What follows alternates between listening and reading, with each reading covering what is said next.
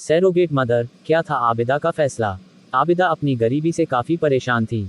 सिर्फ उसके पति जैनुल की कमाई से घर चलता था। जैनुल कपड़े सिलता था। एक तो बड़ी मुश्किल से घर चलता था, दूसरे कुछ दिनों से उसकी आंखों की रोशनी बहुत ज़्यादा कमज़ोर हो गई थी। उसकी आंखें बहुत साल से खराब चल रही थीं।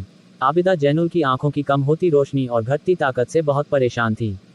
आबिदा के 2 बच्चे थे। दोनों स्कूल में पढ़ रहे थे। आबिदा घर की तंगहाली के चलते दोनों बच्चों को ठीक से पढ़ा लिखा भी नहीं पा रही थी।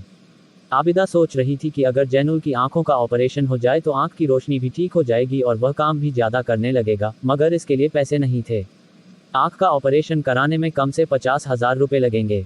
आबिदा अपनी पड़ोसन जैनब से किसी काम के बारे में पूछताछ करती रहती थी, मगर कोई ढंग का काम नहीं मिल रहा था।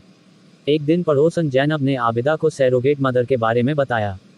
दरअसल जैनब की एक सहेली ने सैरोगेट मदर बनकर 2 लाख रुपए कमाए थे। इसमें अपनी कोख किराए पर देनी होती है। अपनी कोख में किसी पराए मर्द के बच्चे को पालना पड़ता है।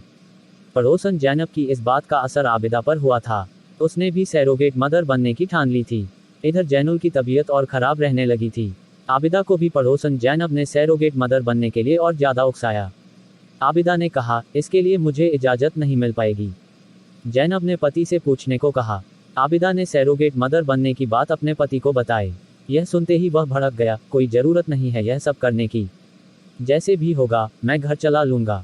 लेकिन इसमें बुराई भी क्या है। जैनब की एक सहेली भी सैरोगेट मदर बनकर खुशहाल है। इस पैसे से तुम्हारी आंखों का ऑपरेशन भी हो जाएगा और बच्चों की पढ़ाई लिखाई भी ठीक से होने लगेगी। अब सैरोगेट मदर बनने में किसी के साथ सोना नहीं होता है। यह सब डॉक्टर करते हैं, आबिदा ने पति जैनुल को मनाते हुए कहा। रिश्तेदार, पास पड़ोस के लोग क्या कहेंगे। सब तू झ पर हंसेंगे, मुँह झ पर थूकेंगे, जैनुल बोला। नहीं, कहीं कुछ गलत नहीं है। यह बुरा भी नहीं है। कितनी औरतें आज सैरोगेट मदर बनकर अपना काम बना रही हैं। यह काम होता ही गुपचुप है। किसी को क्या पता चलेगा। इसमें डॉक्टरों को लाखों रुपए मिलते हैं। दलाल भी हजारों रुपए लेते हैं। सबसे बड़ी बात यह कि कोई जोड़ा औलाद की खुशी पाएगा, मेरी वजह से। आबिदा के बहुत समझाने और घरेलू हालात देखकर जैनुल ने आखिरकार इजाज़त दे दी। 1 साल में आबिदा ने एक बच्चे को जन्म दिया, जिसे अस्पताल में मरा हुआ कह दिया गया। वह मन में खुशी दबाए लौट आए। उसे नहीं पता चला कि बच्चा किसका था और अब कहाँ है। आबिदा ने सैरोगेट मदर बनकर अपने पति की आंखें ठीक कराईं, बच्चों को अच्छे स्कूल में दाखिल कराया। उनका घर खर्च भी आराम से चलने लगा था।